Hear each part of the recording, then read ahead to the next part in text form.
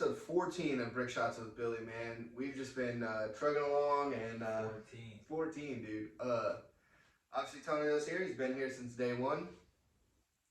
What's good? It's good to be back with y'all another week, man. Me and Billy cranking these shows out. We liking the feedback. Keep giving us feedback. Like I said, if you see it, you don't even gotta watch it, but please watch it because we're good. Like we're you just behind the camera. But like I said, every time you see it, like, share, subscribe, follow us on Twitter. I've been getting more in the Twitter game. Yeah.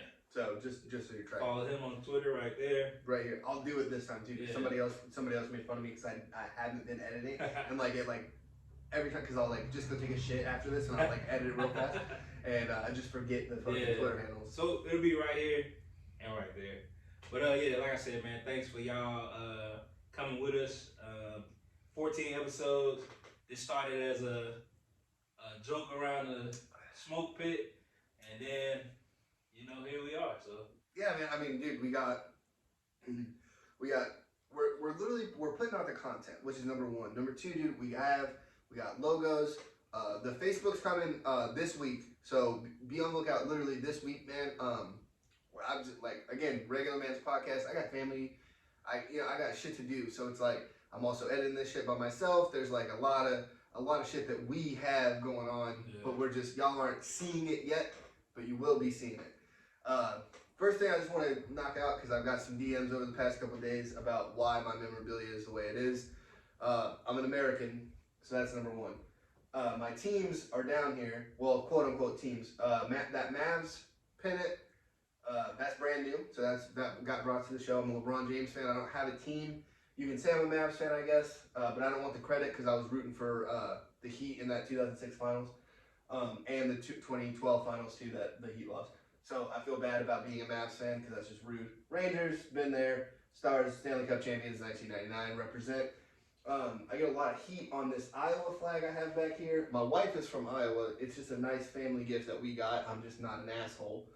I got an Ohio State undisputed national champions from 2014 and a pennant also. That pennant's sick as fuck looking, and if you're just a fan of college football, you understand that it looks awesome. That shirt was purchased by me because it is the first t-shirt and also the only t-shirt from the NCAA that says undisputed national champions.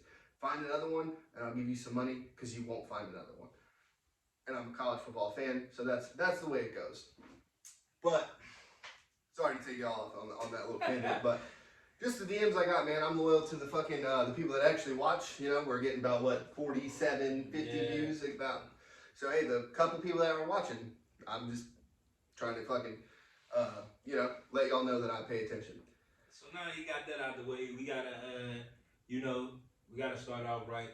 Gotta say R.I.P to a real one. The game lost probably one of the best teachers that it had in John Madden. Rest in peace to John Madden. Crazy, I mean, he was old too, so it's kind of it's not one of those gone too early situations. A wonderful life. Because he retired 42 because of the ulcers and all that stuff. Coaching. That's hard on you. It's hard on the man. So it was hard on you, and but then we get another 30 years of him just broadcasting the games, commentating, and he has one of those voices, and it's boom. Yeah. Golly, I'm watching a lot of stuff today. Just seeing everybody whenever they say boom, and just everyone else that's around is just smiling because you know what the fuck they're talking about. And it's I seen him say Tom Brady just did some of the most amazing stuff that I witnessed when he took him down against the Rams. Yep. And he drove him down the field. He was like, this young quarterback is doing some of the best. Yeah. I'm like, yo, he's really passionate about the game, man.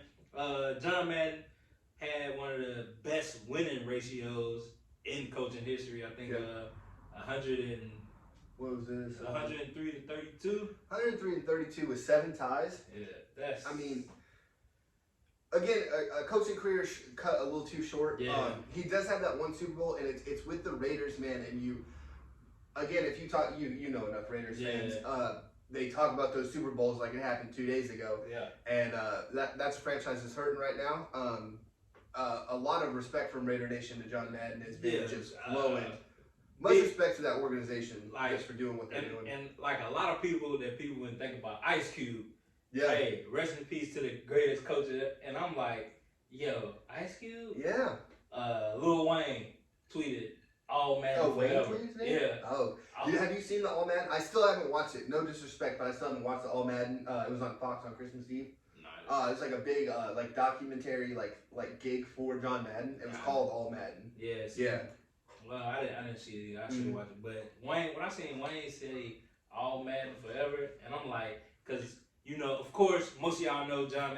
If you don't know the history of him, I know you know him because of Madden. Madden the game. is the game. Yeah, that's the football game. Like Madden's gotten y'all through since 2014. Madden's been the football game, the only football game. Well, just a quick backstory because it was also on a Netflix series of the games that made us, and Madden was one of them. So, he was behind so EA came and was like, I want a football game, and Madden was like, it needs to be 11 on 11. Yeah. Because the older Atari ones was 7 on 7, so it was like a fun little gig or whatever. And then Madden was like, I want real plays, like I want real football happening on it. Like, and it took a while. Like obviously, the first Madden wasn't the best.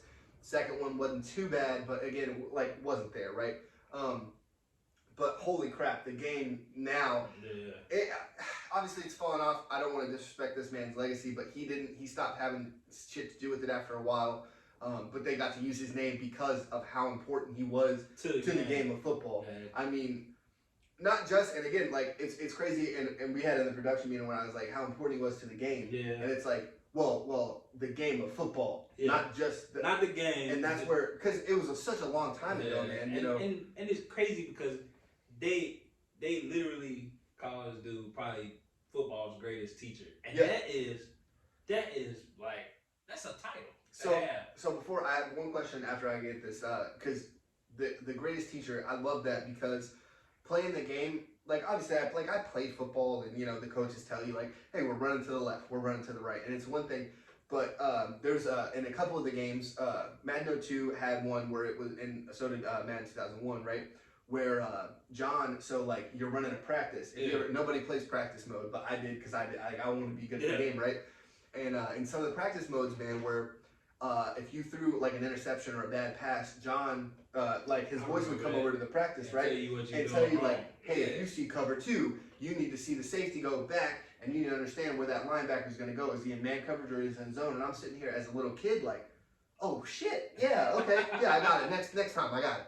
And then as you grow older, you're like, fucking John Madden was telling me this when I was 6 years old, dude. Like, and that's crazy. But like some people learn the game from Madden, like. Yeah. Like DBs, I didn't know what it was, but I played Madden, and John was like, well, this is what you call it. So, it's crazy. So let me ask you this. Yo. What was your favorite Madden? So, I actually have a very love for Madden 2003. Okay, why? So that was the second Madden I ever had. Yeah. I stole Madden 2002 from Josh Skinner. I'm really sorry, man. I stole it from, didn't get to play it. It stopped reading, and I think that was God telling me like, hey, that's not for you. Yeah. But then I played Madden 2003 with Marshall Falk on the cover, right?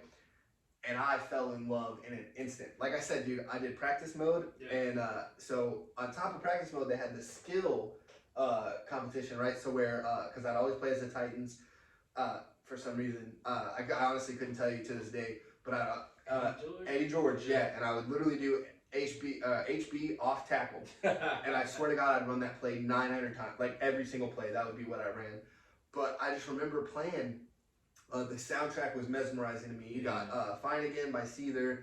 You have "Party Hard" by Andrew Dice Clay. You got "Saturday Night." Like it just everything about the game engulfed me into getting it so much to where I didn't even get to that Madden 04.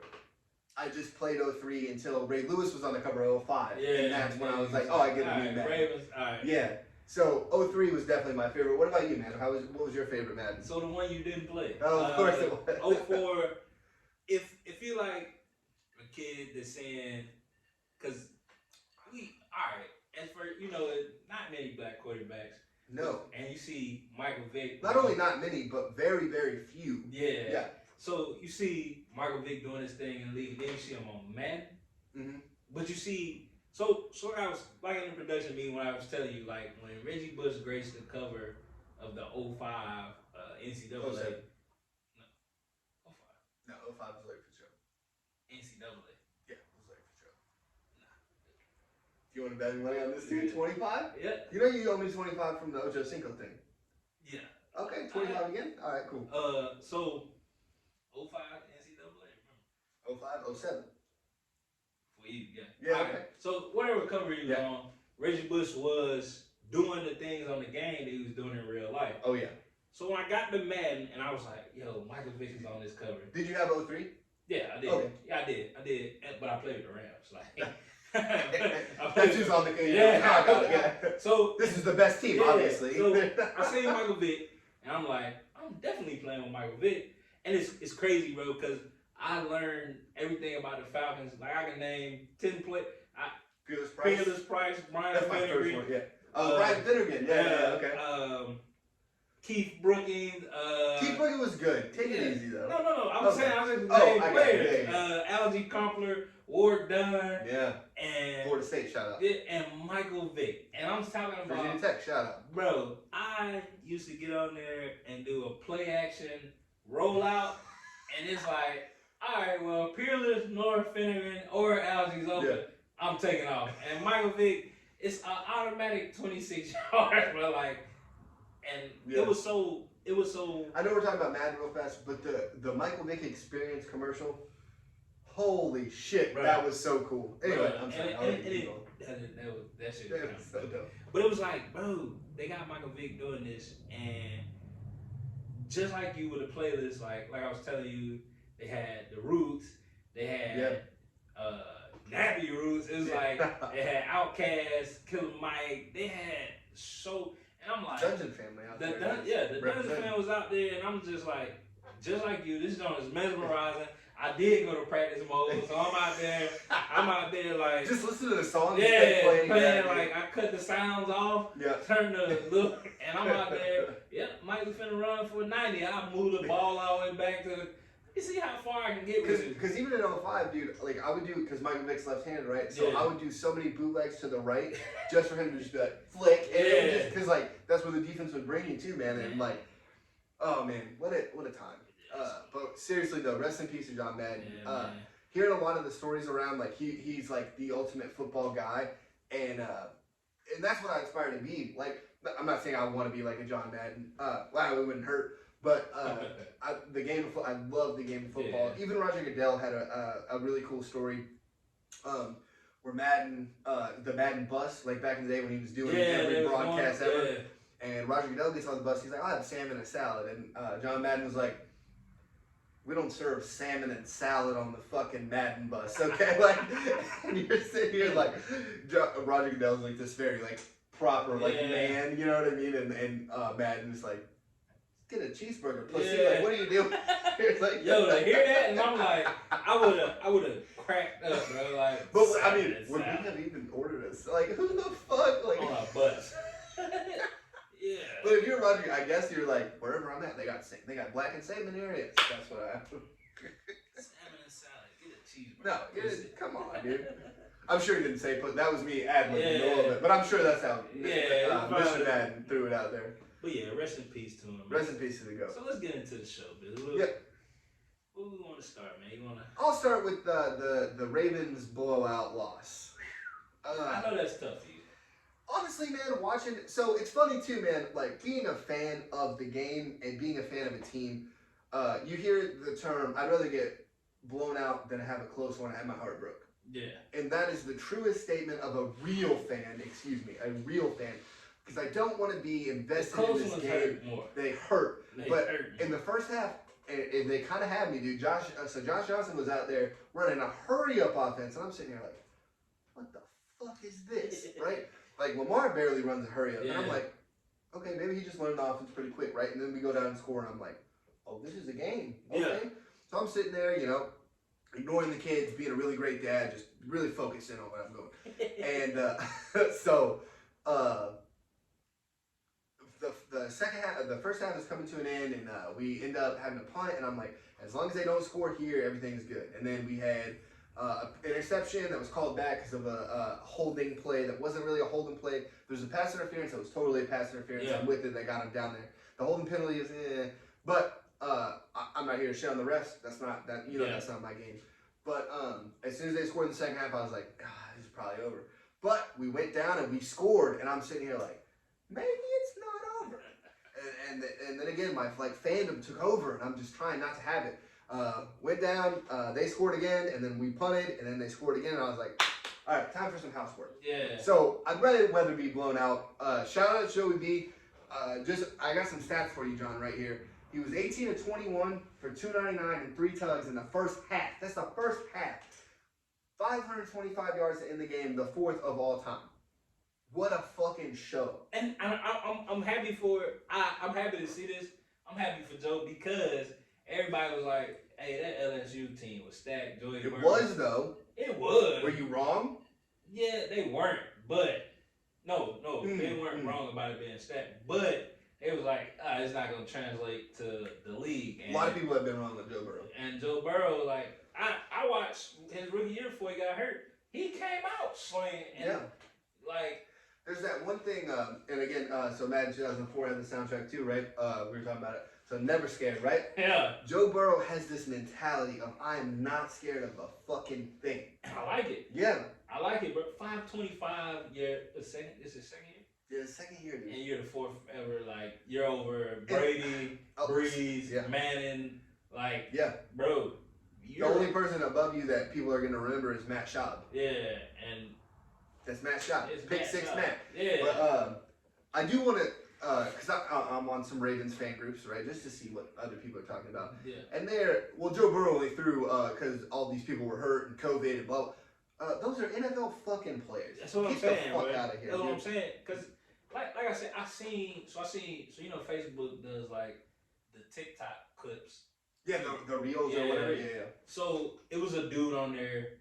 It's basketball, but it's the same thing. Not the kid Goey?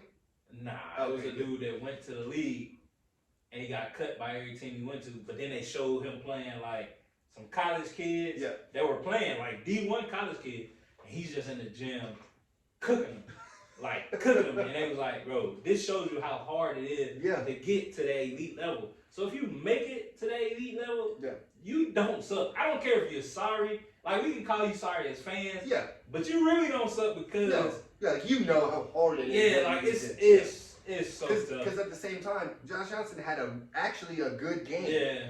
And we're sitting here like, well, he wasn't the problem. But, these other practice guys. No, you can't have it how you want to manipulate the stories. You know what I mean? And then look at the kid from Green Bay. Russell Douglas. Yeah. He was on the Arizona practice team, right? Yeah. Got cut. He has 3 picks, 2 touchdowns for Green Bay. Stop with this. Oh, they're a practice squad. Stop with all that. Like, if you get to the practice squad, dude, that's hard. That's hard. Because 3% of college athletes make it to the pros. 3%. That's crazy. It's hard to do that. It's hard, bro. And when you get there, you are expected. I don't care if you're 5th, 9th, 31st string. You are expected to do this job. And when it's your time to get called up, it's like... What's Bill Belichick saying?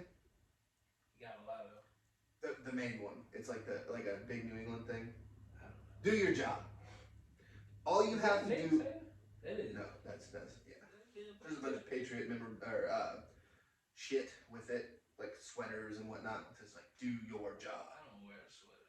I mean, you don't. Yeah. I mean, it's hot right now. I'm shocked you're in this Santa Braves shirt. No, it's 85 South. 85 South. Oh, respect. Hey, represent. Yeah. But Carlos, no, dude. Carlos, my uncle. Shout out to Carlos Miller. Carlos Miller. But yeah. Hey, big shout out, Carlos. But bro, that's the thing, bro. See, even in college, you got coaches like Nick, do your job. Mm-hmm. Dabo, do your job. Irvin, when he gets back there. I don't know. You want to kick and miss on that? Do your job. Kicker. Yeah, do your job. But that's the thing, bro. Like, these practice, and people don't look it up, but I look it up. At work. Bro, practice players make, like, on average, $200K. a year. You know, Waterboy makes fucking $80,000 a year. Do your job, bro. Bro, I would come to practice and regular. No, take the NFL. Take any sporting thing out of it, bro. A regular ass job. Show up and do what the fuck you're supposed to do. In the story, do your job. And again, I'm not saying like these dudes. Like I'm not shitting on these practice squad players. I'm not shitting on the Ravens. Like that's, but they got fucking smoked. Is that crazy to say? Like, you know, and again, dude, being like fanatic, right? Fan. Yeah. Dude, going in there being a logical human being, you're like, no, we just got smoked. That's the end of the conversation. No, you don't. You're not a real fan. Like, but I think you're just a fucking psychopath. No, like, you're in like, denial. No, it's like the Patriots fans that are like, well, how come Mac Jones isn't winning all these? Like, take it easy, dude. This guy, like, come on, man. And that's why I told you, like I said, man, I'm in some Patriots groups, and when we started winning, and they were like, I told you. Shit, when I put them on the top 5, you were like, slow down. Yeah, and I was like, cause come on, bro, be for real. Like most rookies don't come in and just have those type of years. Some of them have. Can you name me one though? That's another thing. Good point. Yeah. Cam Newton's rookie year was his best year, probably, arguably. No, the MVP year was one. Or the MVP, but his rookie year he had like what 5,000 or 4,000 passing and like it was like 600 rushing. Yeah. That was more than 600, wasn't it? It was like 640, 648 or you sure? 658. Yeah. His rookie year was crazy. He just scored a lot of they did a lot of red zone shit with him. Yeah. So his rookie year was crazy. Yeah. But I was like I told you, I didn't have high expectations for Matt, but it took you a second to get expectations. Yeah. Okay. But he exceeded my expectations. Yeah. Because he did. Well, you were upset about not having a 300-yard game, which you should be in 2021. You should be like, because you gotta throw. But he was still there, 299 a couple, like twice actually. Yeah. And then a 291 game, and then 274. Yeah. But then he's there, you know. But most of his games are like 174. Yeah, but 3 yards. And he had a shit game against fucking number 1 the Colts and the Bills. He still because it's number 1 the Bills are really good. So now the Bills are starting to come back. I think the Bills playing the first place schedule. That's a big deal to them. They're like, oh, this is a little okay. Hold on, let us.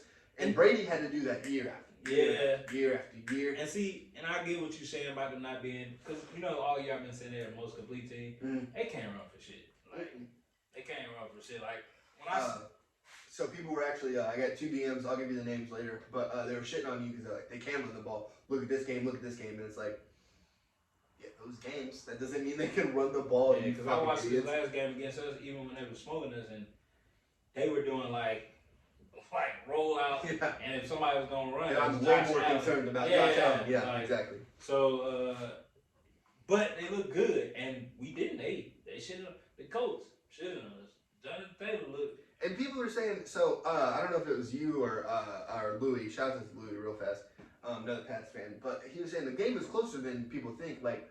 No, it wasn't. You scored 17 when the Colts got soft and they, started doing their own thing. The last 2 weeks we've got our asses handed to us. It wasn't close. Sorry, Louis, you still my dog. Don't let your dog lose on me. But oh, dude, that was cool. But nah, we got beat, bro. But again, dude, teams lose. Like that's what I'm saying. Like, and this has been a year where we seen. Look at the Cardinals now. Yeah. They're in a wild card race. I told you about the Rams. You've been shitting on me about the Rams all year, and look at them now. 3rd and then come on, man. Yeah, bro. And you've been shitting on me about Tampa Bay, but they still making a way, man. Best team in the league. Still best team in the league. 4th best team in the league. They're 4th in the NFC, though. It don't matter. They got shut out by the Saints. Shut out. Yeah, that's because 0. That's because that means. Goose egg. That's because AB wasn't there. AB was there. Oh no, he wasn't yet. Yeah, you're right. My bad. He wasn't there. Speaking of AB, because I also have a Jalen Hurts thing I want to talk about, but we already said AB. Tom Brady was out there this week trying to get that man fucking paid. Well, but was he not? No. Bro, 10 catches, like 120. Come on, man. That ain't getting. I like that. Come on, man. That ain't getting the paid. Was it a high pitch? Okay. Yeah, you hit it just like whoever said it. But that's That's not getting him paid. That's getting him to be able to stay on the team. No, Bruce Arians already said before they even played this week. Bruce Arians was like, he's coming back. Yeah, but he got to make him want to keep you. Goddamn, Tom got to do it. He don't want. Tom's neck is literally like this. Like he was cool. He stays at my house. Yeah, like literally like this. Also, he's using my chef now. Everything's full on that end. Yeah, my chef ain't gonna tell shit. I will kill him. Giselle will have this dude murdered if he tells something. I don't think that. Just real fast for the show, just to make sure. Yeah, that's jokes. Okay, jokes. Okay. Yeah. But he needed to do that. Also, Brady for the first time in a long time has lost his confidence in Gronk. Oh, okay. Well, that's Gronk. Okay. With those drops, again, the reason why they did get shut out, he dropped a touchdown. That's not what Gronk does. He doesn't. Gronk, you're acting like Gronk's never dropped a touchdown ever. I mean, but he doesn't do it on the regular. Sure. And if you're getting shut out, like, I need this touchdown. I need this touchdown. Because a touchdown is a momentum shifter. We know that. Like, well, the Saints only scored 9 points. Exactly. So, all I need is a field goal and I can win this 10-9. But he dropped it. What a game. Yeah. So it's like, I think, like I told you earlier on the podcast, I think AB was Brady's, or has been Brady's favorite target this year because, Gronk was out like 4 games. Yeah, but he's also open a lot. I mean, he's hard as hard. Oh, well, he's the best route runner in football still, and it's been that way since in Pittsburgh. He runs every route so precise, and he knows exactly what's coming to him. He's like, oh, if that's the route I'm gonna run, I literally know they're gonna be right there, so I'm gonna fucking could you do and be right in the fucking spot, you know? But 10 for 120, averaging 20 yards a catch, that's crazy. But like I said, AB needed that game, and Tom had to get it to him because. Yeah, he stayed with Tom. Is Scotty Miller playing yet for the Bucks? Because I know Tom likes him too, especially on deep ball. Is he hurt or? He hurt his toe, but I think with Godwin, Evans, and AB, and Gronk, and OJ Howard, and Cameron Brate, you're like, Scotty, hey, take it easy. I know Tom likes you, so Tom's gonna throw it to you when you get back. Just sit on. I don't remember seeing him Sunday, but you you have no more with Godwin. I don't think that Evans is playing for the rest of the regular season. Nah, I thought he just had COVID. I could be wrong. Nah, he got hamstring or yeah, you got to keep him out. MCL strain or something. It was something like that, a strain or something. So I think he's out. So if he's ready, then we'll see him. We'll see him. I don't know though, because they might be like, you know what? Ain't nobody stopping AB right now. Let's just go So if you're a defense, you're gonna double AB. Probably not. Can't. Because if Gronk's open, I know you were talking about losing. Yeah, I'm still throwing the ball. And if you double AB with a safety, then that's a Gronk one-on-one with anybody. I'm taking Gronk with anybody. Like, I respect that. One-on-one. So what we didn't talk about, and I got a question about Tom Brady is getting a lot of flack, or was, because I'm a week late in this question I'm asking you.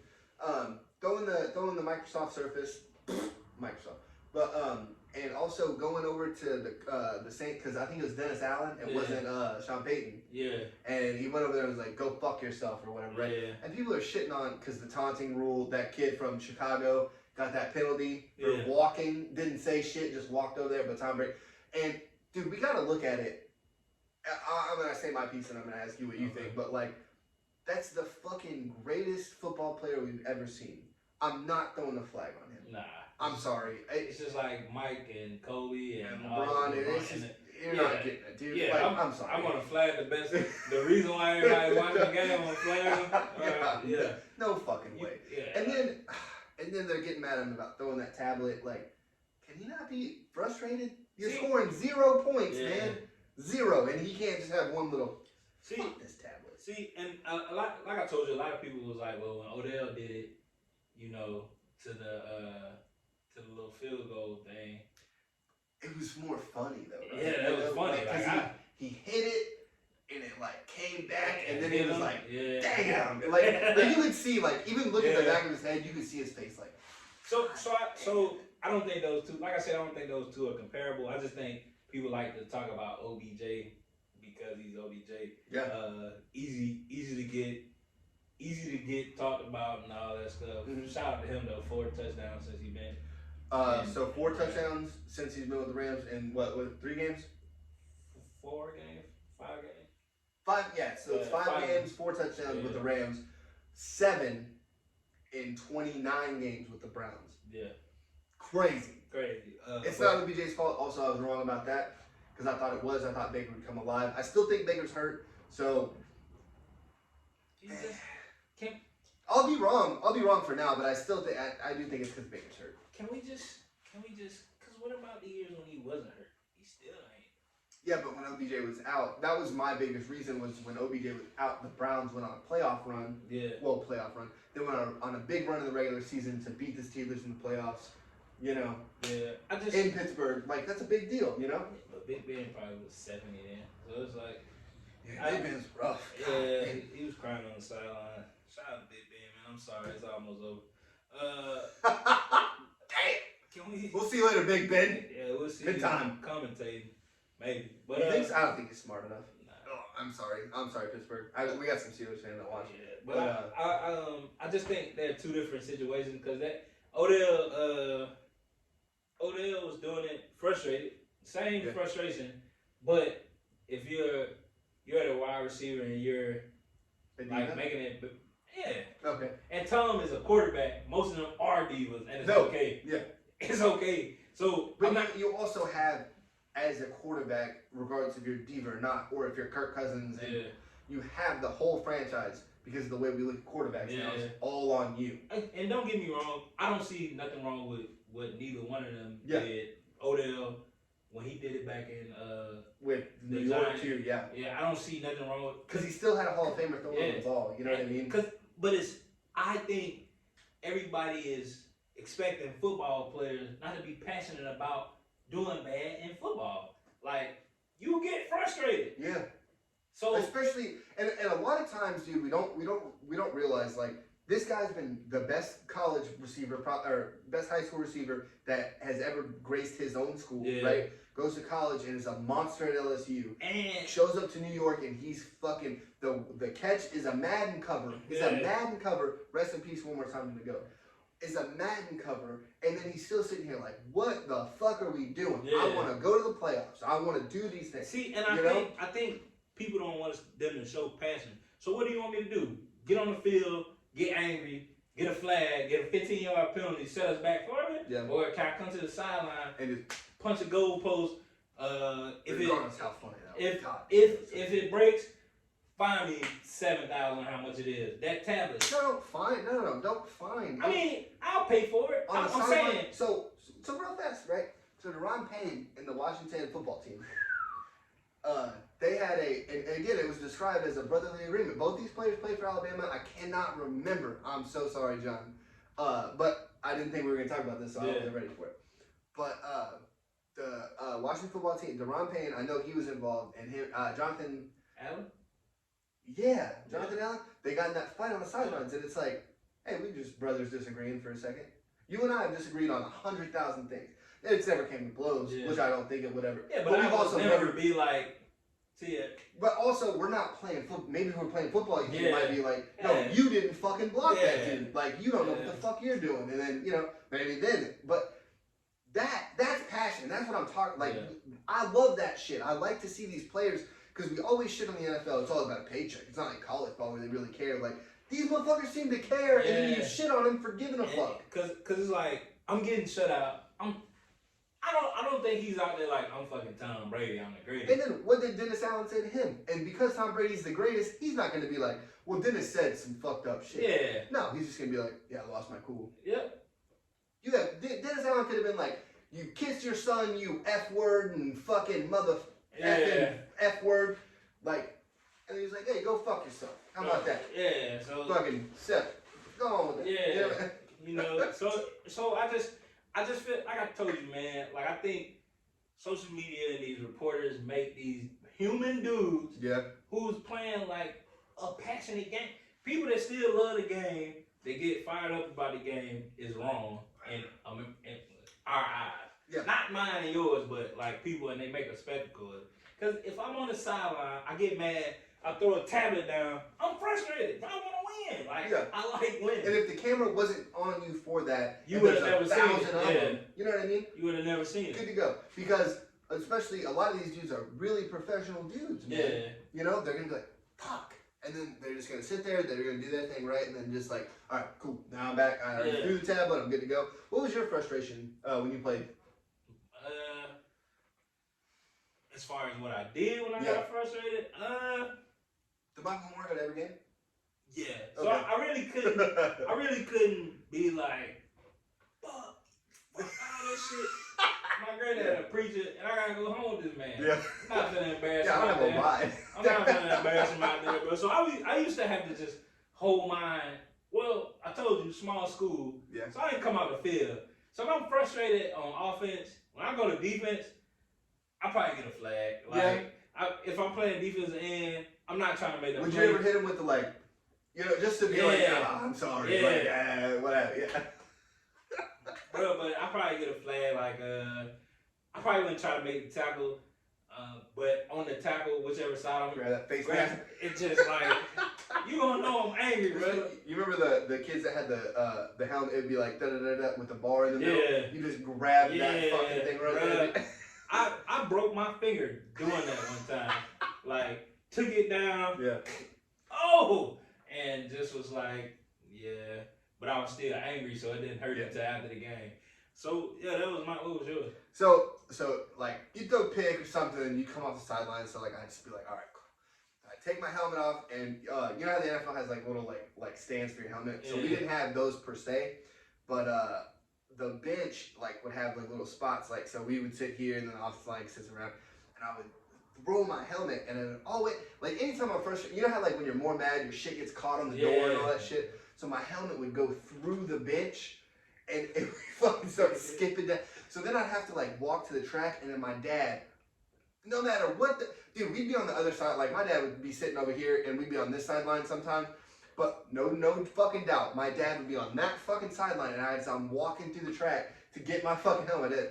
Hey, you missed that throw too. And I'd just be sitting there like, God damn it. Like, I'm just sitting there.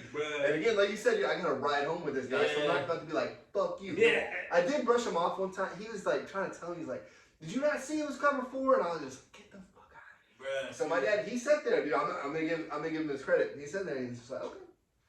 And then we get to the car and he's like, do you not see that was cover 4? And I was just sitting here. It's like he wrote it down on a pad. It was just waiting there. Cause I respected the water boys. I know. So I would never. Yeah. Cause bro, now I got in trouble one time for that. Cause it was a play. Dude fumbled the ball. Going into halftime, he came in, kicked the jug over, and I grabbed him. I grabbed him, and I was like, bro, what the fuck wrong with you? Like, kicking the water on that time ain't do nothing.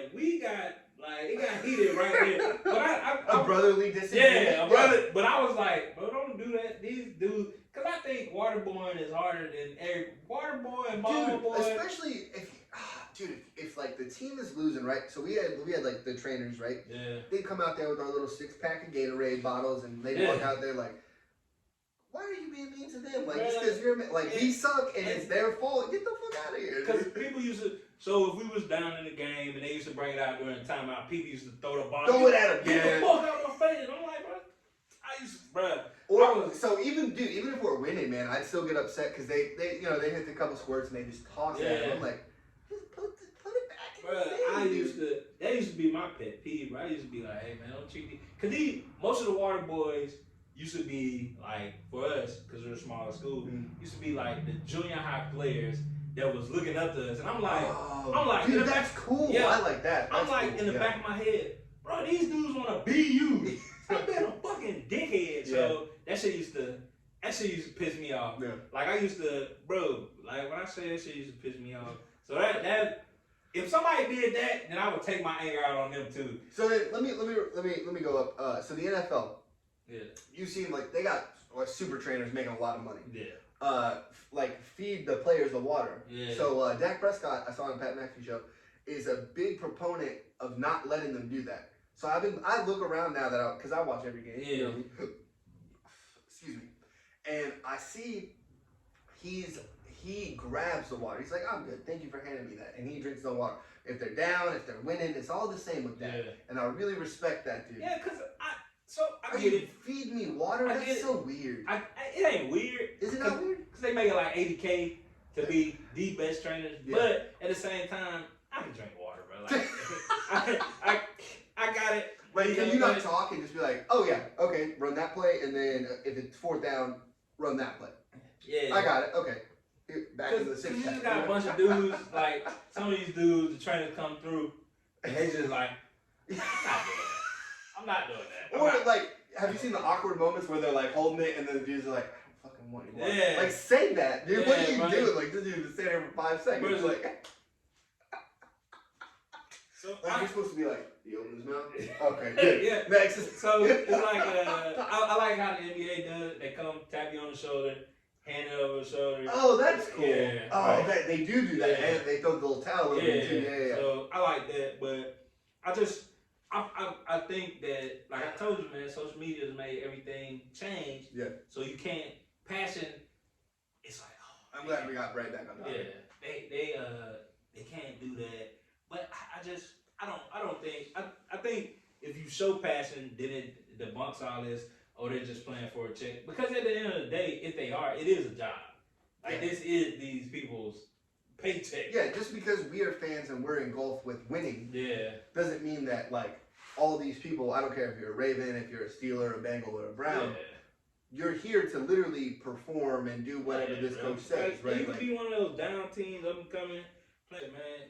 You just showing passion for the up and coming teams. Like, you got the Chargers, even though they're losing some, Justin Herbert is showing you that in the future I can, same thing with the Colts. Like, Jonathan Taylor is playing out of his mind. Yeah. And they beat us. Real fast about Jonathan Taylor. We got to stop these MVP talks. No, I get it. I get it. He's playing great. If Derrick Henry couldn't win it, nah, I don't want to hear it. Stop. Let's get it out. If he's close to 2,000, again, so if he's close to 2,000, let's bring it back up. But again, Derrick Henry was snubbed to that MVP. Yeah. Rodgers played great. Derrick Henry was snubbed for the MVP. He should have won. Yeah. And then you got the Eagles, and Jalen Hurts is looking crazy. Speaking of, I feel like you had something to say about Jalen Hurts. So I did. It's a running joke on this show. Yeah. That I called him the great value Lamar Jackson. It was in the production notes. I'm gonna say it again. It's in the production notes. John brought that up. Fuck you, John. That's a big one. So, but I got the stats for us, right? Just to see. I never called him the great value. I just wanted to see his numbers, and now that we got the numbers in front of us. So as of right now, again, they got 2 more games to play because it's an extra long season now, right? 2,930 passing yards, 16 tugs, 9 picks, but a 46.6 passer rating. That's 21st in the league right now. Rushing yards is 740 with 10 tugs. Yeah. Good number. That's solid numbers. Yeah, That's solid numbers. Lamar Jackson's MVP year was 31.27 passing yards, 3,127. Not a lot of passing yards. It's not. But he had 36 touchdowns, 6 interceptions. Yeah. With 1,200 rushing yards and 7 tugs, but his passer rating was 83%. Also, 2019, that's his MVP year. Yeah. In 2020, he has the highest pocket passer rating, which Jalen Hurts does not have. No. But again, that's not taking anything away from Jalen because he's playing great. Also, his offensive line his offensive line is not very good. If I'm Philly, man, they got so many first-round picks now. They could still get another receiver. They can get another corner and an offensive line just to kind of solidify that team because it's Jalen's team. He also wore that Randall Cunningham jersey. Yeah. Top fucking notch. Randall Cunningham, what a fucking QB. If you're an aspiring quarterback and the guy you're trying to be is Randall Cunningham, hats off to you. Yeah, hats off to you because what a man. Yeah. So I just I want to clarify for you. Yeah. You didn't call him great value. You said he was the Target brand. Target's not a bad brand. That's fair. Yeah. No. That's not a bad brand. But I do think because obviously he won't get the numbers that he'll get the passing yards. Mm. Definitely 200-yard game and he could have 2 100-yard games and still be fine. Yeah. But which he won't have. Yeah, but I don't see him getting 36 passing tugs. Oh, you want to throw 10 each game? Yeah. I don't see him getting that, but I do see him getting. He might probably get 920 rushing yards. Yeah, I can see it. I Probably can see about that. 2 more touchdowns, 3 Yeah. more on the ground. But he's gonna have, like you said, I just think, and like we've been saying, I think these GMs need to just, hey, let's build. Nobody's building anymore. They're just going for, all right, let me get the hottest dude in college, and I want to make it happen for me right now. Nope, let's build. So. And even again, and we've said it 100 times on this show, man. Patrick Mahomes sat a year, where Aaron Rodgers sat 3 years, dude. We're not giving enough credit to some of these guys. Like, hey, let them sit. It's all right. Yeah. And a lot of these guys. So we said Patrick Mahomes and Aaron Rodgers, right? Yeah. Those are winning teams that they got to sit on. Even a losing team, you could see like, hey, this is how to lose. Yeah. You know what I mean? I'm not saying like losing's great or anything, but like this is how to lose, dude. Like this is, hey, sometimes it's hard. You know, Patrick Mahomes was going through a big thing this year. You and I both had talked about it. I was all over it. Maybe he doesn't know how to lose. Maybe he's freaking out. But he wasn't super successful in Texas Tech. No, he wasn't even. I wouldn't even call it "quote unquote" successful. Yeah. So Cliff Kingsbury got fucking fired. Yeah, he didn't do good enough. You know I what I don't mean? think it's that he don't know how to use. I think he doesn't know how to deal with off-field pressure. Ooh, yeah. I think his family. I think, bro, because everybody's like, oh, they're just on the field. No. Yeah. When people are constantly talking about your little brother, like the bar that came out and wrote him the letter, like, and your brother and your mom and your wife, and it's like, these are like main pieces of my life. Like, this ain't like my third cousin, Jim Bob. Yeah, who's talking about, Pat Mahomes, my cousin up there throwing. No, this is your mom who doesn't want anybody. Who's also had her.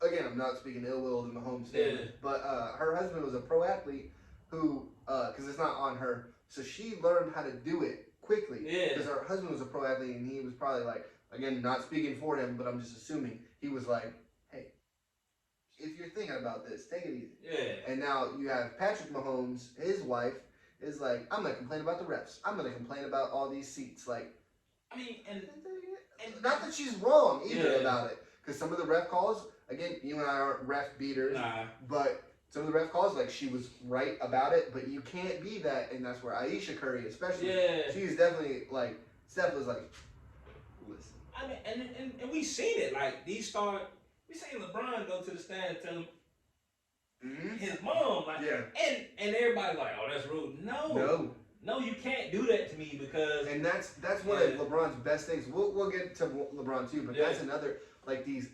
Not just superstars, these mega stars are able to see what they have going on, and they're able to be like, hey, no, you don't understand what this does to me. Not that they're selfish even in that sense. If anything, that's the least selfish thing they're doing is like, don't make this about me. You watch the game or just don't come. Exactly, and I just, like I said, I think it's that, man, you know, but yeah, I just think that sitting behind people, like, and I don't even know if Jalen Hurts sat behind. He sat behind Carson last year. Carson had 15 interceptions. That was tied for the league most last year, which is a lot of interceptions. But Jalen got to see the Doug Peterson get fired. He got to see a lot of the shit where, because you come in as a backup and then maybe Carson, because you're pick number 2. Yeah. Do you think you're supposed to have somebody behind you literally after year 3? Yeah. You almost had it. And he got robbed of the MVP. We're talking about Derrick Henry getting robbed. He got robbed because he got hurt, and I understand to a point. And then he had to watch Nick Foles go win a Super Bowl for the Eagles without him doing it. And then you add that pressure of, and again, like you've said 40 times on just this episode, the pressure of he's a normal ass dude. That's a lot to deal with. Now let's say Jalen has to deal with somebody else getting drafted. Now this Tua thing is coming back, even when Gardner. So when Gardner played. Now Jalen's like, oh, is this Tua again? Bro, and I think he went out and handled. Well, he handled himself the same way when Tua looked bad, and Jalen had to come in and win. The ultimate professional. And again, like I'm not saying like and supporting them. Oh yeah. And see, you hit them with the claps. You hit them with the, you know. And I think Jalen he needed to see them lose too because he's not used to losing either. Not in college or not in, because I heard in Texas he was. Dre said they were super good at his school. He's not from Katy though, right? Jalen Hurts. He might be. Sorry, John. Fuck. Pretty sure it's Katie.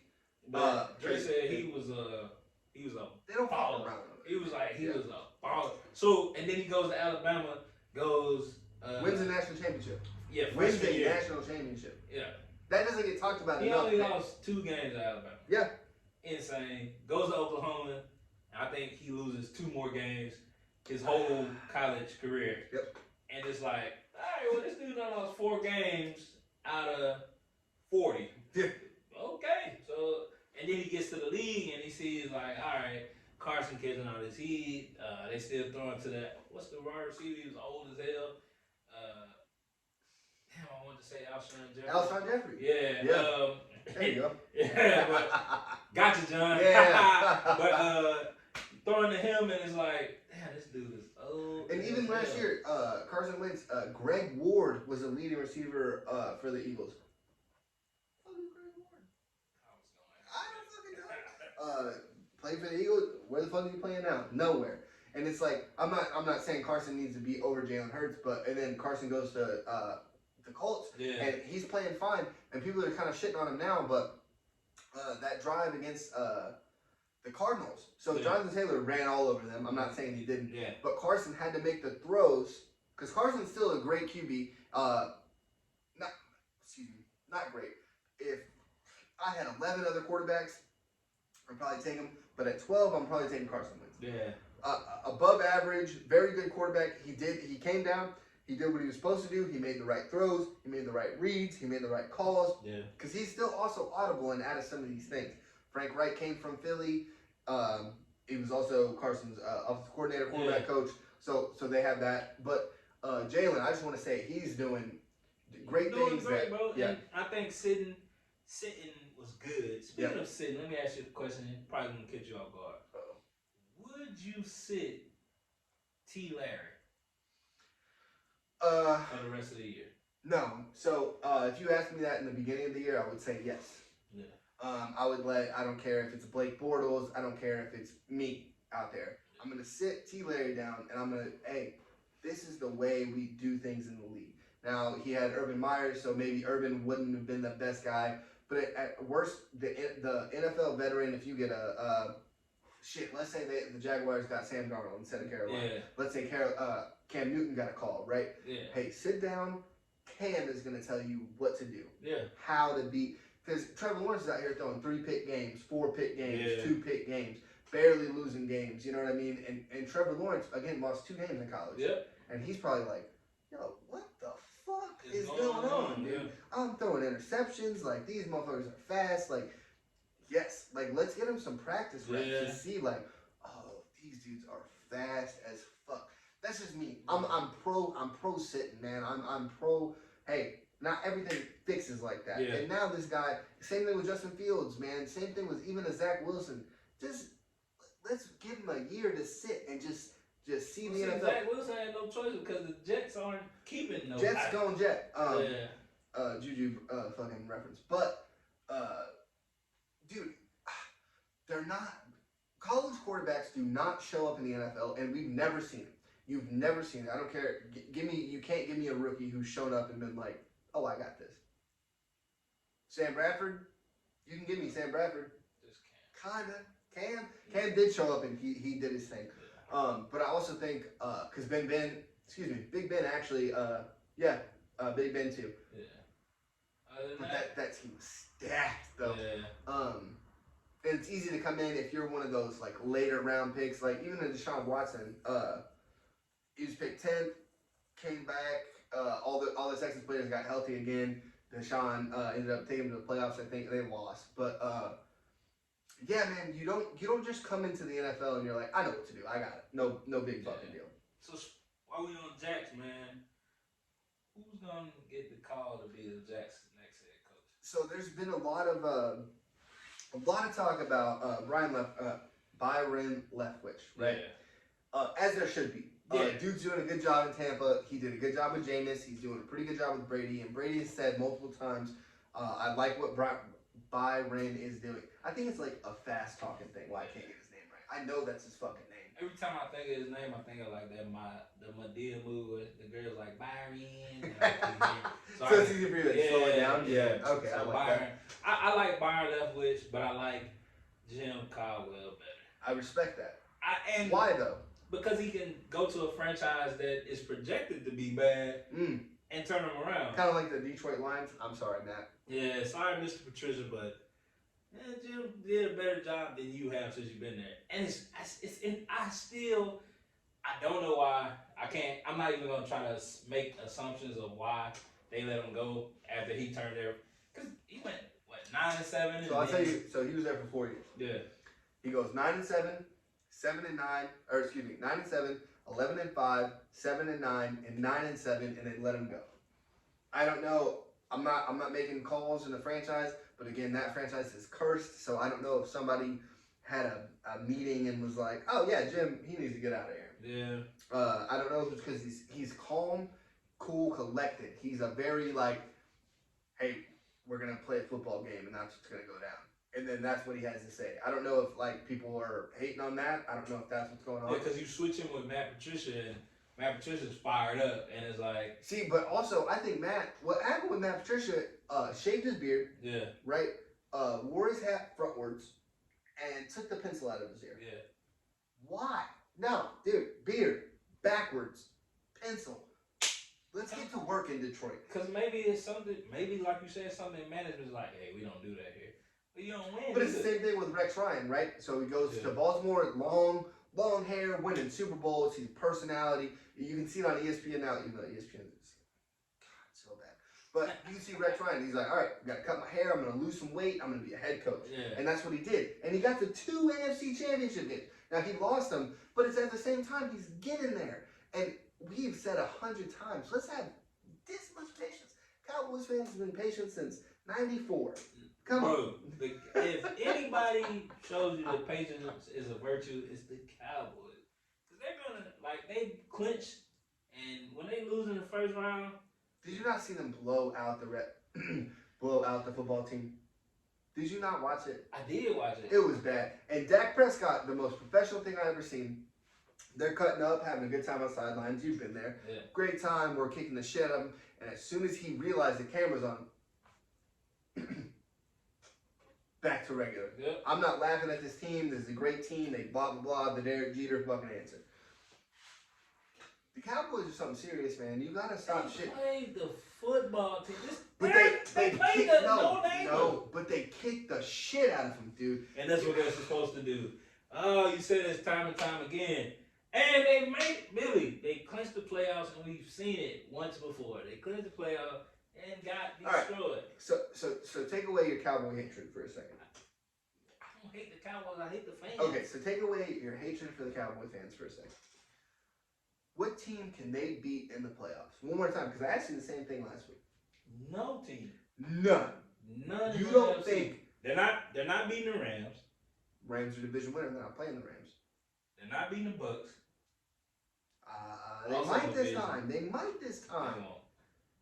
They won't. They might this time. Dude, they were this close. They're not beating the We Bucks. talked about it episode 1. That episode 1 we talked about this, Tonio. They were right there. They're not beating the Bucks. Okay.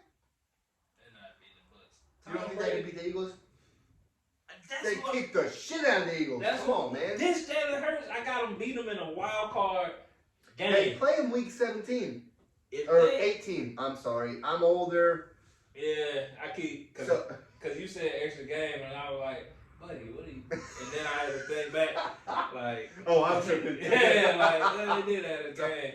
He's like, 2 more, what are you talking? Because the Eagles play, I think they play the football team, and then they go back to Dallas. Or no, yeah, they play the football team, and then they go, the Cowboys come up to Philly. But that's the thing. So if Philly barely clinches, and Dallas stays at number 2, they play again. Yeah, and I got the Eagles. So let's say the Eagles win in week 18. You think they beat the Cowboys back-to-back weeks? Yeah. Nah, there's no way. Yeah. Like we said in college, it's hard to beat the same team twice. It's hard. Yeah. You're telling me the NFL beat the same team 3 times? Same thing with the Jacksonville Jaguars in 1999. They lost to the Titans 3 times. It's hard. That's hard. John? Sorry, John. I'm not sorry, John. Fuck you, John. Yeah. Y'all could have been undefeated, but you wasn't. Oof. But I don't know, man. You gotta let it go. You gotta let it go, man. Dude, watching them, I just think, man, they are so good. Defense is good. Micah Parsons, Trayvon Diggs, and it's Aiden Diggs. He's such a cute little kid. Yeah, I get it. You didn't see none of that? Nah, I didn't. You didn't? No. I'll see you later. But I get it. But you know, so you know how you said that you when you're parenting on Sundays and you ignore the kid. Well, okay, yeah. Somebody My else, wife is here. It's not like they're just doing their own thing. I got somebody else did that. You want to talk about it? Oh, so all right. So on the Pat McAfee show, they make picks every week, right? We're not big enough to do it yet. People have told me this show's a ripoff of the Pat McAfee show. It kind of is. He's doing great things. I want to do great things. We want to do great things. Barstool gives us 25 million. Barstool, DraftKings, hit us up. FanDuel's on Pat. DraftKings, hit us up. DraftKings Nation. I've been reading some of your stories. We'll take 10 million. That's not even. We'll take 1 million. I'll take 500K. I'll take $500, Barstool. Yep. So anyway, yeah, man. So AJ Hawk did a pretty funny thing. I thought it was super cool. Cause I'm sure. So his daughter was giving him some calls, and they're just making picks. So it was a Christmas Eve, quote unquote episode, right? It was a Christmas Eve segment. His daughter's calling him. She's at practice or something, and he's literally just sitting there swiping up. Yeah. They just got her a watch, and he's like, I got picks to make, right? Because obviously his daughter could have called AJ's wife, and everything was fine, I'm sure. But I just love we were talking about passion. Yeah. Like, I have something to do. I'm doing this. I understand my little girl. Hey, I have a wife. I got this is a two people thing. Man, hey, you know. Call somebody else. You see me ignoring this. Yeah. Obviously something's going on. Give your mom a call, see what's going on.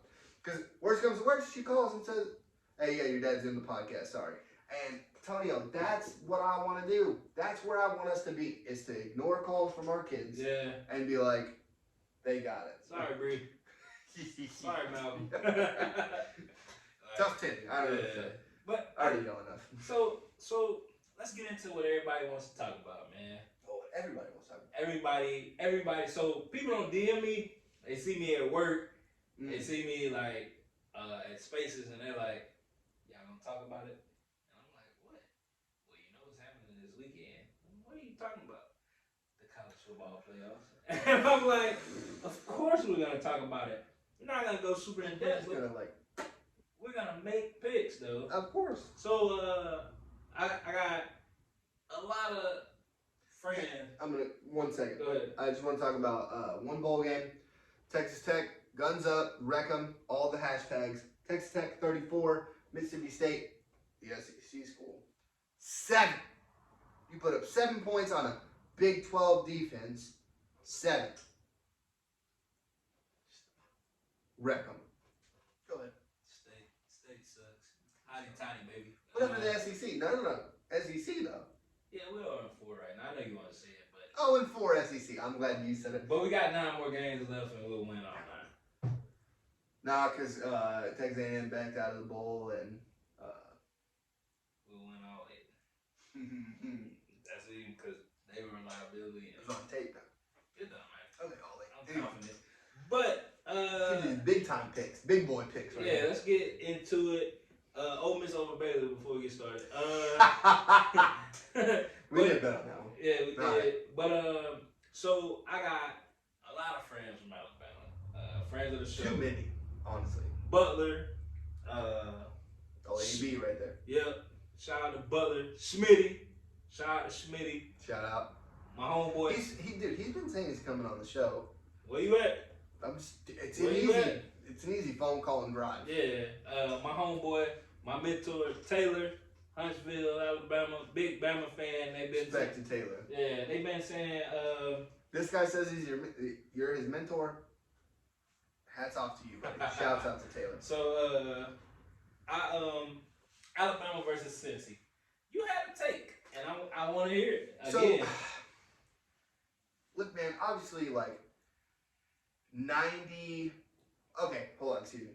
Everyone except an Alabama fan wants Cincinnati to win, except me. Yeah. I want Cincinnati to, number one, I want them to get the shit kicked out of them. I want Bama to win 150 to nothing. Because I'm tired of these little schools thinking that they can compete with the big dog. Cincinnati has 0 5-stars, dude. 0. Not a 1. I do respect, number one, Kobe Bryant, who's wearing number 8 for the Mad respect, man. Mad respect. Hats off to Kobe. Rest in peace. But I think that's cool, man. I think it's awesome. Desmond Ridder is the most seasoned quarterback in all the games. He's won 44 games. The next closest one is 13, and that's Cade McNamara. Yeah. 14. That's Cade McNamara. And I want either, because if they get the shit kicked out of them, hey, 4 games or 4 teams, that's all we get. And I'm fine with that. I think it's better than the BCS way we used to do it. It's still exciting. It's still fun. It gets the top team, the literal top teams in the playoff. Yeah. Or if Bama loses, it opens up like, oh shit. We gotta expand. We gotta expand because there's no way number 1 is losing to number 8, and that's the way they're gonna think. Yeah. Because if you look at March Madness in college basketball, number 16 has only beat number 1 time. Yeah. And again, 1 time out of a fucking billion. Yeah. So, but that's what I want. I want Bama to beat the dog shit out of Cincinnati. But if Cincinnati wins, I'm not going to be mad. What about you, man? Who's your pick for that game? I believe that one's a Cotton Bowl, right? I think so. That one is. I'm not even going to play around. Alabama by a landslide. Not going to play around. Not even going to go into detail about it. Respect. This is the game that I'm going to go into detail about. Georgia versus Michigan. Yeah. Go ahead. Michigan runs the ball. They do. They're not scared to run the ball either. But you should be against this defense because we didn't see their run defense breakdown. We saw them get thrown on, and Williams go for what he had, like 190 something, 170 something. Sorry, John. When Michi. Oh yeah, when Michi went down. Yeah. And they just was throwing to. Oh, this is who we have to throw to. Yeah, and he was like, "Yeah, I'm faster than all your DBs. You're not gonna catch me." And that's what he did. Michigan doesn't have those type of receivers that we've seen. They haven't had to throw the ball. But they're about to. That's what I just want to. They're about to have to throw the ball, so I don't know because there's a mosquito in here. If you guys see me grab it, been doing that, but ignore it. Or pay attention. Shit, we regular dudes. Like I said, I don't want no mosquito. West Nile is still a thing, I think. Is it? I don't know. It's in Africa still, though. I'm African. Michigan ran all over Ohio State. Like all over them. All over them, bro. They also ran all over Iowa too. Yeah. But they also threw the ball at Iowa. And again, I know because they're not the SEC, you don't care. But Iowa gave up the most passing yards they gave up the last 3 games combined to Michigan. So like I said, we've seen Georgia's weakness. Yep. Weaknesses. They have 2. The quarterback position and I'm not gonna call it a weakness. So at first I was like, oh, this game's gonna be close because he was shredding. Oh, okay. He was shredding Alabama, and I was like, I mean, it's fucking 10-0. Yeah, and I'm like, oh shit. But then Nick, and he was like, you know what's crazy? He didn't even have to wait for a halftime speech from Nick for them to come back and be like, oh fuck, it's a game. Yeah. So this is the game. The Bama Cincy, I'm gonna watch it, but I'm not gonna be like into it because I know we know the outcome. And we need the outcome to be that because UCF just beat Florida. And that's big for them. They're going to be like, oh, this is an SEC team. We should have been national champs. Boo-hoo. In 20 whatever. Yeah. But I want the team that I want the team that they would have had to play for that to beat the fuck out of Cincy. Not only for that, but for UCF. And I want somebody to... No, for UCF, for Boise State, for even Coastal Carolina, which I'm a huge fan of. For all of these fucking little schools, and again, man, if you're a little school, it's cool, man. Go to your Peach Bowl. Go to your fucking New Year's Eve Six Bowl. That's Cheese awesome, and bowl, all of that. No, I mean at least a New Year's Six, you go undefeated. Like you get the New Year's Six Bowl. I don't even want to see you against a big team because right, so I feel like, come on, man.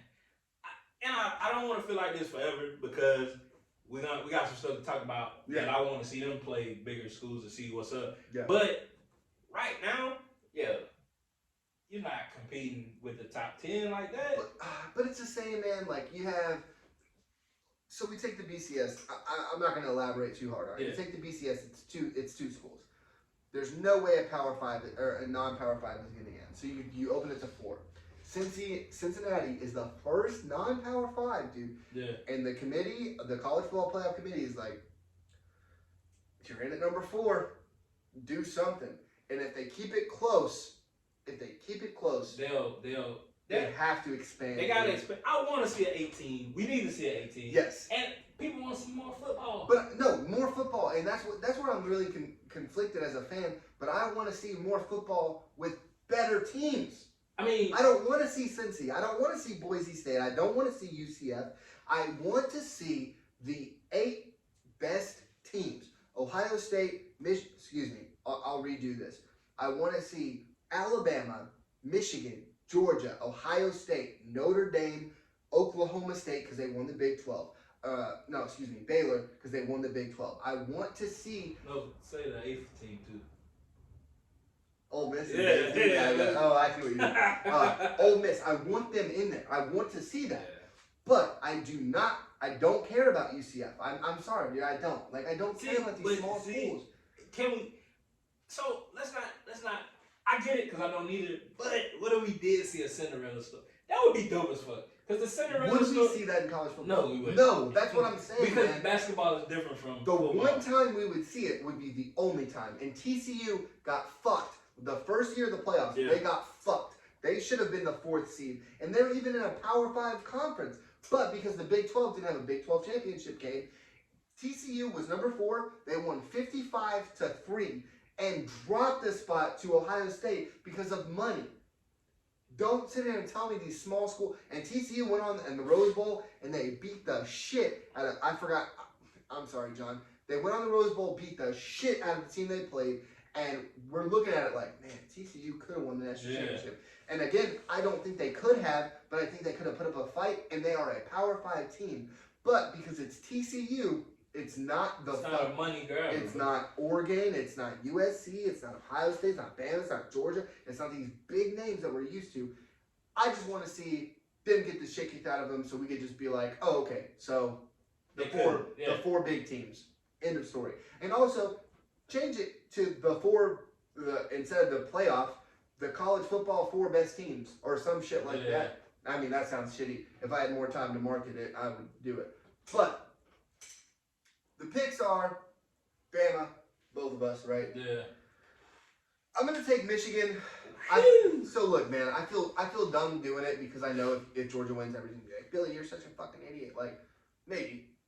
I just think Michigan's riding such a high, man, and Georgia's coming off an ugly loss. So, like, can we really do this? And I just think... So I got to quote my boy Dre. Mm-hmm. And he said, and I quote... Shout out to Dre.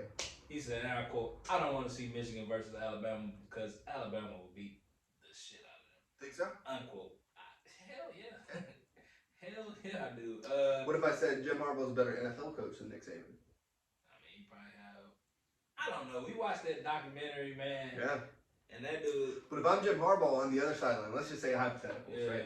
It's Alabama versus Michigan national championship. If I'm Jim Harbaugh, I'd be like, you couldn't make it in the NFL, pussy. I went to the Super Bowl, bitch. And Nick's sitting over there. Obviously, Nick probably doesn't get flustered by any of that. But hypothetically, if he gets in there, damn, I had to leave. He'd probably be like, I got more rings than you. I got more money than you. I don't think he has more money than Jim. I don't think so. Dude, the 49ers. And Stanford, Nick paid him. Nick got like 3 Mercedes-Benz dealerships that he owns. No, you said get paid more. That's different. No, I said got more money. Oh, okay. Then maybe. Nah. Alabama paying the fuck out of Nick Saban. No, so Nick Saban just makes the most in Alabama. But he's getting paid. He's not paid.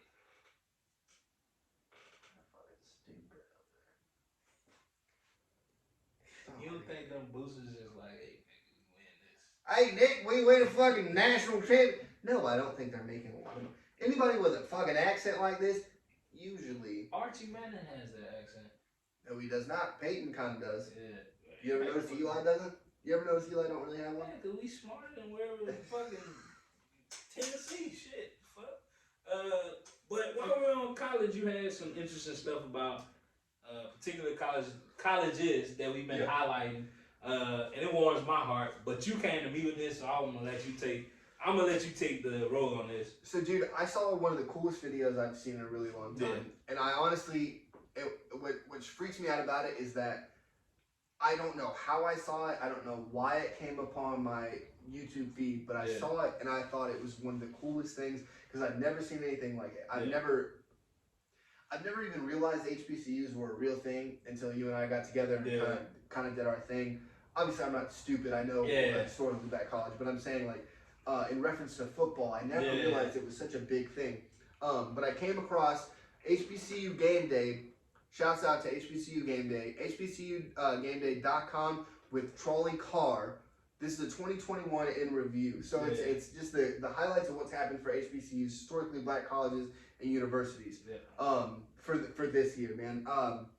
And it's some shit we haven't even talked about. Obviously, Jackson State, we're going to get to that. Yeah. But it's some of these, and I had to write them down. I'm not sitting here, I'm a genius or anything, but I had to write them down just to make sure I talked about it. And to get you out of our backs, John. Yeah. So, Edwardswater College is now a Division II school. Yeah. So, I didn't know. So, if you're, let's just say, blank college, that doesn't mean you're an accredited university. Yeah. I thought that was crazy. I didn't even think that was, if you have whatever college, okay, that's a university. No, it's not. Yeah, I knew. So certain schools. That's why HBCU is historically black colleges and universities because they're not all the same. Yeah. I did not know that. But shouts out to Edwardswater College because now you are Edwardswater College University. Congrats to y'all. Shouts out Division II. Thank y'all. And again, Florida A&M partners with LeBron James's brand. I thought that was I think that is so cool. Because I seen him get his shoes and I was like, you know me, I'm like, all right, LeBron's just donating. And I'm like, when you told me that, I was like, oh, he really just partnered with him. So not a Nike logo, they're gonna have the LeBron logo on it. That's sweet logo too. So dope. Yeah. So dope. But you just have that because you know he gives the shoes and the cleats to Ohio State regularly, and for him to go out to HBCU, shout out to LeBron. We got something for you later. Oh, yeah. But that was so dope. Yeah. No, and it's a cool story because he's doing the same thing with his what is it, Promise College or Promise High Schools up there. Yeah. Because they're sponsored by his brand too. But the fact that LeBron's on now the HBCU game, and hey, we're gonna push this out because Florida A&M's band. Shouts out to their band, top notch. If you've never seen a band perform, you have bands like Ohio State and Florida A&M. They're literally neck and neck. If you've never seen Florida A&M perform, top notch. Hugh Jackson also. So I didn't even know this until literally Trolley Carr talked about it, man. Again, HBCUGameDay.com or HBCU Game Day YouTube. Look it up, dude. It's a good time. They're fun. It's like a sports center, but for HBCUs, it's a great channel. But Hugh Jackson is at Grambling State. Seen Grambling State being in Texas.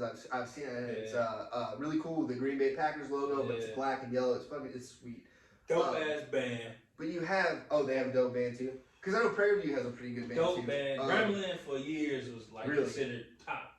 Like, well, Florida A&M's always been there though, right? Yeah, but Grambling's it was like Grambling and Jackson State, Sonic Boom from the South. Oh, okay. So, Sonic Boom. That's fun. Yeah. Sonic Boom from the South. That'd be fucking sweet. Bruh, so it's like, no, that's cool. That's cool. So shout out to Grambling. That's crazy they got Hugh Jackson, man. But that's what I'm saying. Hugh Jackson, he's been in the NFL. He's won. People can he was with the Browns and they fucking sucked. Yeah, but he was with the Raiders and they played pretty okay with him. So, and again, you have him, Deion Sanders, and Eddie George at Tennessee State. Like HBCU is doing something. Like they are doing something. I think that's bigger than we can fathom as of right now. And we gotta shout out Prime, bro, because Prime we'll kind of Prime in a second. Alright, but he gaslit. No, I got you. Yeah.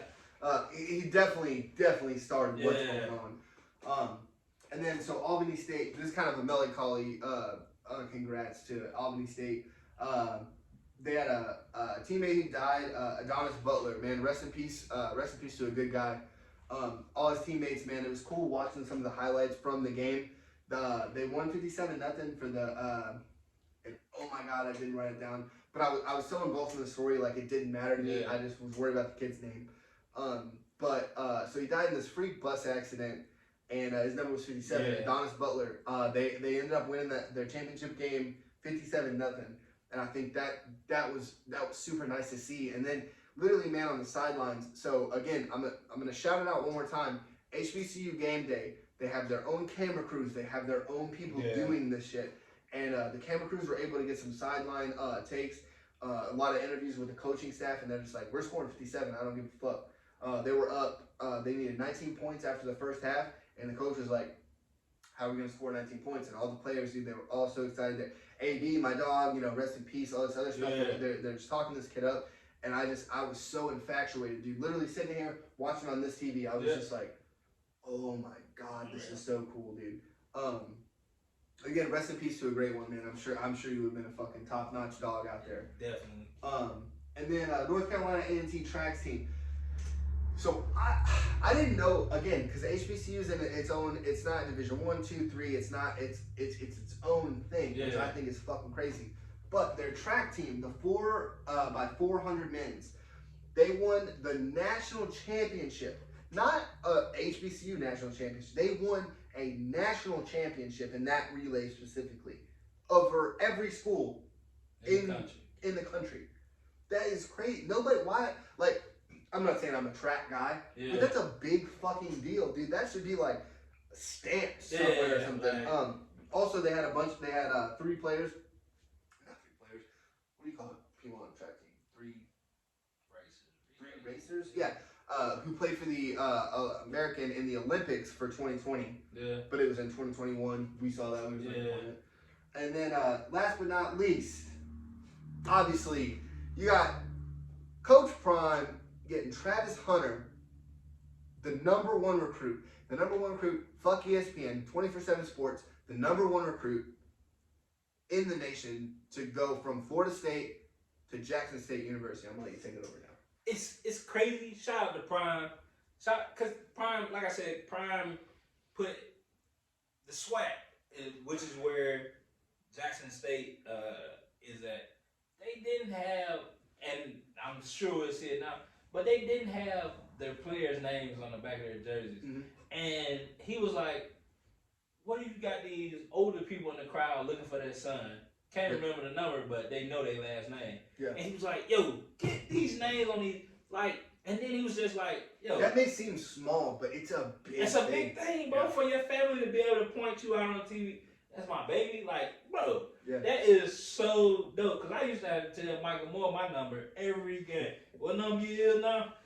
This is me, Granddad. The same number last week. Didn't change. I didn't say that because I didn't know. No disrespect, Michael Moore. Didn't change.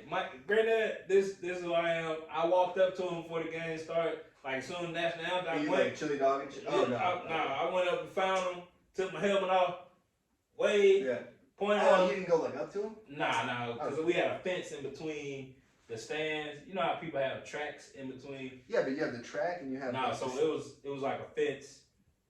Oh, right. On the field, like... So got him. Because like when we win big games, people would try to. Oh yeah. So anyway, sorry. So I used to do that, but that's big, bro. And now he got the number one recruit. Now he has a top running back. Like the 24/7 Sports called this dude perfect. Top prospect and running back. 24/7 Sports, they understand high school recruiting, and I know a lot of y'all don't get high school recruiting. You look at the ESPN stars and the numbers. 24/7 Sports is the best place to go to for high school recruiting. I'm sorry, I keep plugging them too. But they called this dude perfect, and it's also silly to call someone perfect. Yeah, I get it, but they was like he's the ideal running back. Yeah. And now he's looking at Jackson State because he's like Travis Hunter. By the way, who I looked at some of his high school highlight, that kid is ridiculous. So ESPN has, and again, I'm gonna shit on ESPN one more time. They have one highlight of this kid, and I don't know who said he's getting offers from Florida State, Auburn, Florida, big SEC schools, Yeah. Ole Miss, all this, right? They don't have one single defensive back highlight on ESPN. It's all the same highlight, and it's his quarterback tossing this 50, 60-yard pass, and Travis goes up and grabs it. I mean, again, it's a good highlight, but that's the only film ESPN has. And again, that's to just show y'all, ESPN high school recruiting, whoever those scouts are, have no idea what the fuck is going on. Yeah. They're not getting Max Preps. What's the other one? Max Preps is coming up. Also, I don't know if you know that. They're coming back up. Huddle has so much more highlights. If y'all go out and look at Travis Hunter's highlights, holy shit. But see, Huddle is the player and their coaches, so I don't care. But it's highlights. It's to show you like I can do this. Yeah. I have done this. Not saying like I'm better because it's just, hey, this is what I can do. So you put me in the position to do this. I watched this Huddle and I was like, yeah, this dude knows what the fuck's going on, dude. This is the reason why. And now they like, oh, he's small, hating. But Devontae Smith he's been showing, hey, that size, I'm still going. He said, I don't know if you be watching TikTok like that, but a rapper was playing like 2K and he hit the game winner. So he was saying clear the area, but he was like, clear the area. And Jalen Hurts threw Devontae touchdown. It was 1-on-1 and he caught it. Yeah. And he tweeted that out of the game, like, clear the area. And it was just funny, but I'm liking what Deion did for HBCUs, because now it's like, all right, we got this, because he's prime time, like, legit, been prime time. DirecTV, NFL, like NFL Network. And I think that commercial with Nick Saban is bigger than we think it is, because now you see him with a top tier, not you. Okay. Not, when I say we, I'm talking about y'all. Of course, we're here. But with Nick Saban, like the premier coach in big college football. Yeah.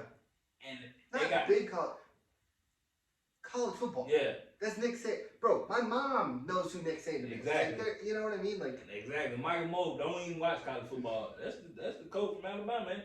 Yes, sir. Yes, sir. So for him to do that commercial, I think it's bigger than we thought. Yeah. But let's get into some. Oh man. Well, I'm not even gonna do Antonio's top tier this week because it really ain't changed that much.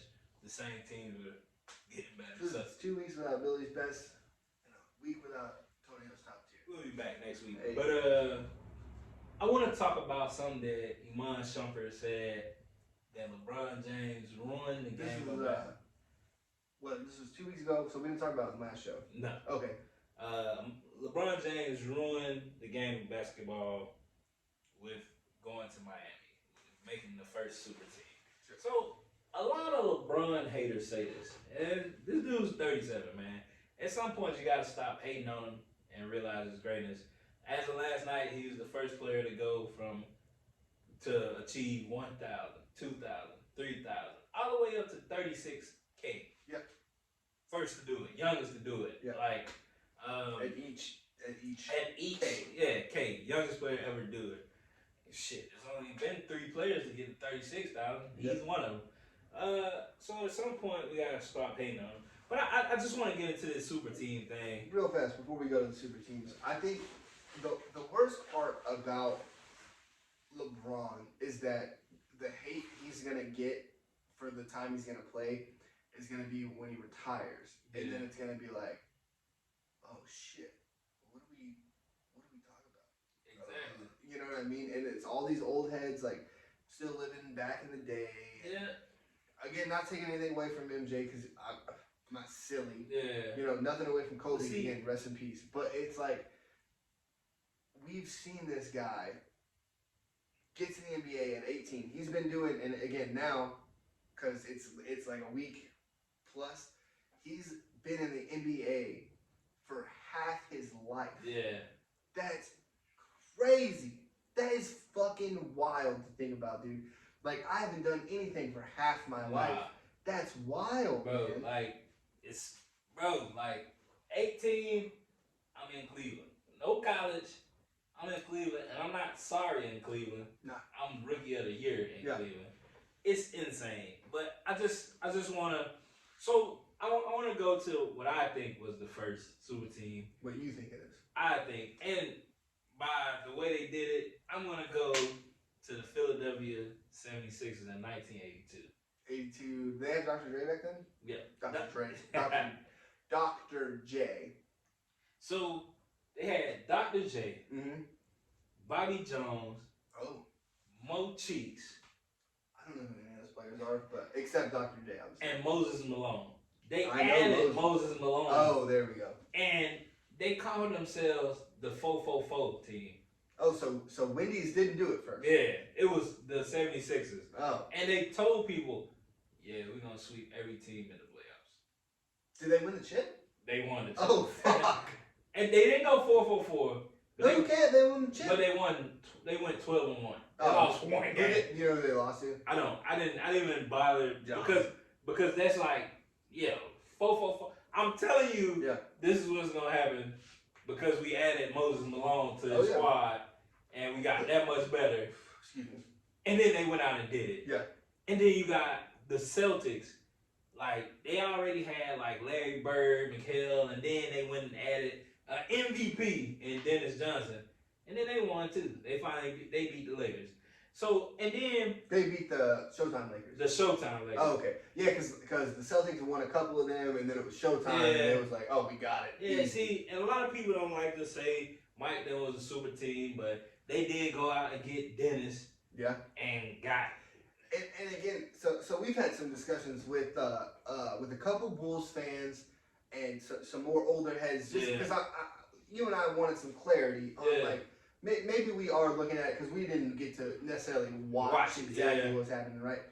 But they're sitting here, and the Bulls might not have been a quote unquote super team, but they picked up Steve Kerr from the Magic, they picked up Dennis Rodman, and there's one thing, hey Steve, I need you to hit a big shot eventually. That's your gig on this team, right? Dennis Rodman, 2-time NBA champion. Yeah. No one wants to talk about that. That he was a already 2-time NBA champion before he joined. And then you know what I mean. And again, he comes over, he does great things. Yeah. Hey, Dennis, I want you to play defense and give me boards. All right, I'll go out and get you 19. End of story. That's it. Super team. It's a super team. I'm sorry, man. It's a super team. I gotta go. I do want to clear. They drafted Scotty. They drafted Michael again, and then you bring in Phil Jackson. Say what you want about Phil, that motherfucker has 11 rings. Yeah, it's a lot. He had to do the Kobe and Shaq thing. Actually, I'll let you keep going. I'm sorry. I just so I want to be clear about super teams. Just because they didn't win doesn't mean they weren't a super team. Mm-hmm. So you gotta go to the 2000 Lakers. Absolutely. Kobe. Well, they won though. Yeah. Kobe. No, did they? The ones I'm talking. Kobe. Shaq. That was when they beat the Sixers. That was with the AI. Maybe it was in 1999. Where they had Kobe, Shaq, Karl Malone, Gary Payton. Bro. Oh, Gary Payton was old. Karl Malone was old. Karl Malone was still averaging 26 points a game. Gary Payton was still locking down the best player on the other side of the ball. Stop. That doesn't make him not a super team. Super team. Come on. Super team. And now we go modern era. The people who really started it for the younger fans. The Boston Celtics. And everybody likes to call them the Big Three, but they were the Big Four because Rajon Rondo is a Hall of Famer. He was young though at the time. He was young, but he was ball faking the shit out of people, making the smartest play, playing good defense. Smarter than everybody else. Big ass hands, getting steals, blocks, like doing shit that you wouldn't. Now that you look back, like, oh, this motherfucker was cold, but they got KG. Second best shooter of all time. Ray Allen. Third best, but I see what you're saying. Who you got him behind? Reggie Miller. Okay. Maybe. Numbers wise. I just think, dude, maybe it's just from how I've seen it. Mouse in the Palace, number one. That's my second thing. Yeah. But dude, when he looks at Spike Lee and does that at him. Yeah, but see, you gotta look. Is that not cold as fuck? It's cold, but bro. Ray Allen was a part of the original Splash Brothers. Yeah, and his name was Jesus. Jesus Shuttlesworth. That's second best shooter. And I'll concede that. And Paul Pierce. That is the first modern day super team. Because Paul Pierce was an MVP before KG got there. Yeah. Paul Pierce also was a lifelong Celtic until that weird Brooklyn KG. Because getting into some more shit. My bad, sorry. So, but Paul Pierce was an MVP before KG got there. So that's the modern day. That's the first modern day super team. They did what if we're not counting the Celtics. Because Vlade Divac also came by after that. Yeah. I mean Vlade Divac was a fucking baller out there too, man, and he doesn't get enough credit either. And then you go to LeBron in Miami. But a lot of people like to forget that same year that LeBron them did it, the Lakers did it. They did it with they had Kobe, Dwight Howard, rest in peace, Steve Nash, yeah, and God, who's the fourth? Oh my God, Pau Gasol. Yeah. I always call him Paul. Yeah. I don't know if that's weird. I mean, it's Pau. I know it's Pau, but I'll say Paul and you're like, I mean Pau. Okay. Super team. Yeah. Failed. Two-time super team. Two-time MVP is Steve Nash. Back-to-back MVP winner is Steve Nash. The late great Mamba, Dwight Howard, who they're still making be a super team with the Lakers this year. Yeah.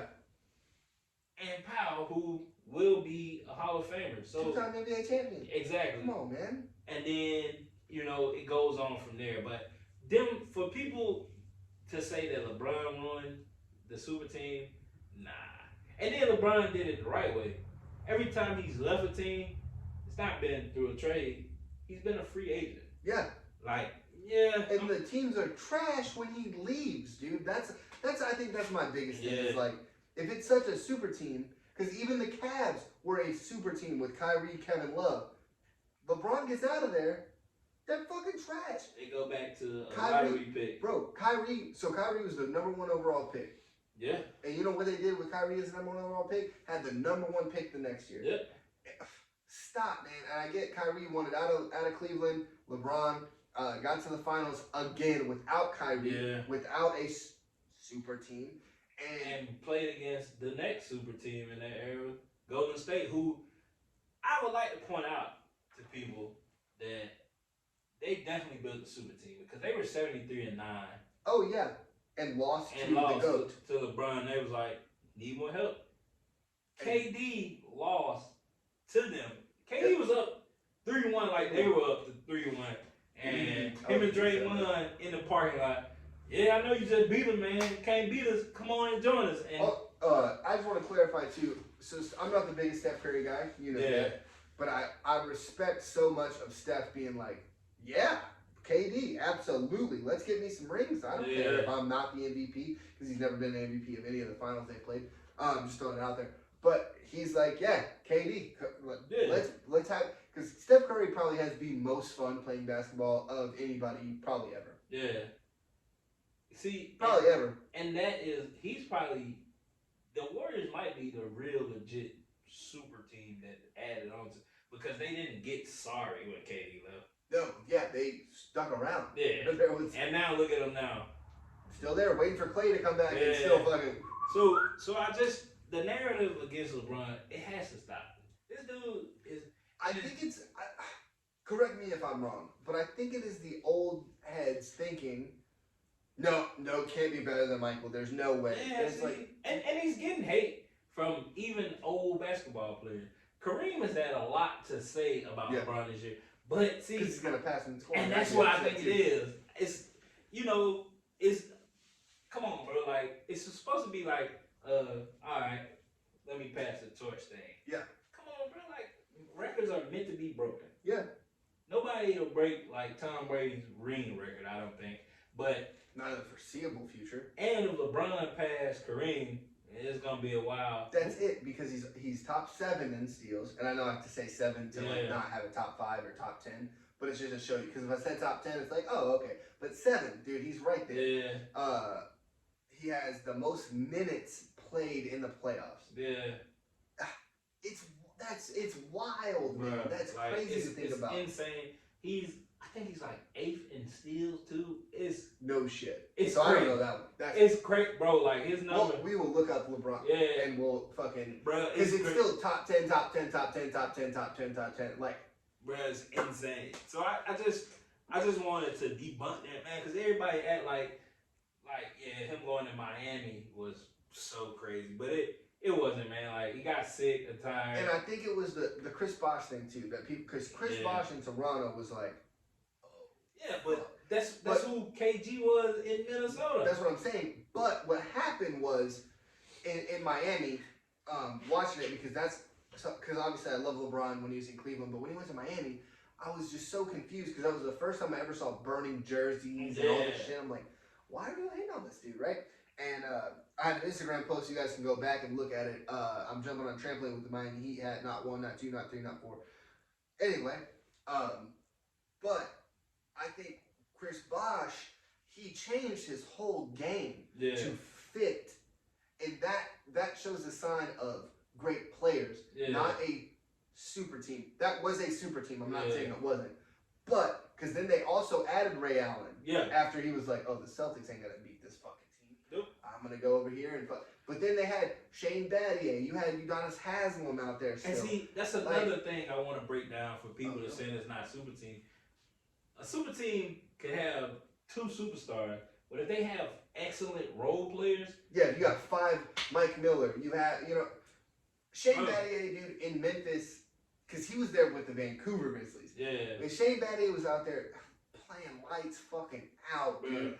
They even brought Bibby in to play for the Heat when he was out there for the Kings for a long time. And it's like these older cats that we remember. They understand, though, what to do. And I get that. But you got to remember it. Because if anybody remembers those Warriors team, it wasn't just Steph them doing it. Sean Livingston, Andre Iguodala. A finals MVP. Exactly. Andre Iguodala. Yeah, bro. Not just, So super teams consist of a great bench as well.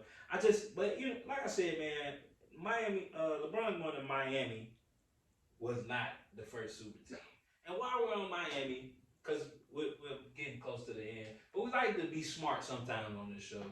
So we got like a little analogy that you was talking to. And while we're on Miami, head coach for Miami, still doing a great job with Miami, with no superstars, but they look good. It's Eric Spoelstra.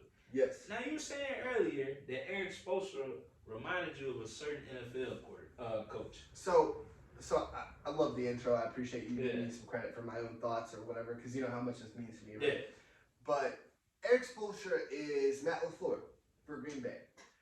A young guy, not a lot of coaching experience, because even Eric Spoelstra was the video guy. Yeah. Which, dude, if you think about it, watching video, being the guy to tell them what to watch on film, that probably does something to the mind. Yeah, it makes you see like the stuff that you see on the court is like, oh, I've seen that before. I watched film. Yeah, I've literally sat here and watched hours of video to give to them, right? And you have Matt LaFleur, who's only offensive coordinator for two years. Yeah. Literally, he was quarterbacks coach, offensive coordinator 1 year, offensive coordinator for the Titans the next year, and then head coach. And I think having LeBron James, Dwayne Wade, Chris Bosh, these superstars, you got to figure it out. Matt LaFleur last year, same thing. Aaron Rodgers. But the NFL and the NBA it's a little different, but not too different, because you have Aaron Rodgers, who's a fucking megastar. You have LeBron James, who I don't think was a megastar yet. That move made him one. Yeah. But you had Eric Spoelstra had to fucking figure all that out. Lost the finals to the Mavericks. Shouts out to Dallas. I respect it. But lost the finals to them and then figured it out. I think Matt LaFleur last year lost the NFC Championship. Green Bay's lost a lot of NFC Championships, so it's not really the same thing to a point. But I think Matt LaFleur's figured it out now. And that's where my brain went as soon as I was thinking about it. He really hadn't had a lot of coaching. And I'm sitting here who else ain't really had a lot of coaching? I'm thinking NFL names, all these people, and I'm like, Eric Spoelstra. I'm like, that's crazy. But it's dead on. The video guy going to the coach and having success in his 3rd, 4th year, and it's like, yo, you just won 2 back-to-back championships, and you were in the video room. Went to 4 straight. Yeah, and you're in the video room. That's insane. Yeah. You're the OC, and now you're head coach, and you got the MVP. Only 2 years as and it wasn't like offensive coordinator for this team for 2 years. No, he was the fucking. Oh my God, John, I'm so sorry. I had it until we just talked about it, but he was the Titans offensive coordinator before he came to Green Bay, and then 1 year before he was the Titans offensive coordinator, he was someone else's offensive coordinator. But that was it. Those were only 2 years. He was quarterbacks coaches up until then, because he also Matt LaFleur played wide receiver at Western Michigan and moved to quarterback on some shitty SLAC Division III team, but and then played some indoor football. Respect to the indoor football league, by the way. Do you know that's still a league? Is it? The indoor football league, not arena football, but the indoor football league is still a league. I didn't know that. Yeah. I'm gonna try out. We should do. You want to go? Yeah. Let's go up to Mobile. Yeah. Okay. But yeah, that was just something, dude. I thought we got to make this like a real segment because I love putting two different spectrums and being like, is this not the same? See, here's the thing. Here's the thing, man. Thank y'all for watching us this whole 2021. We want y'all to keep watching us in 2022 as we get better. It's about to be a new year, so we got new stuff coming. Each week we getting better. Thank y'all for watching every time.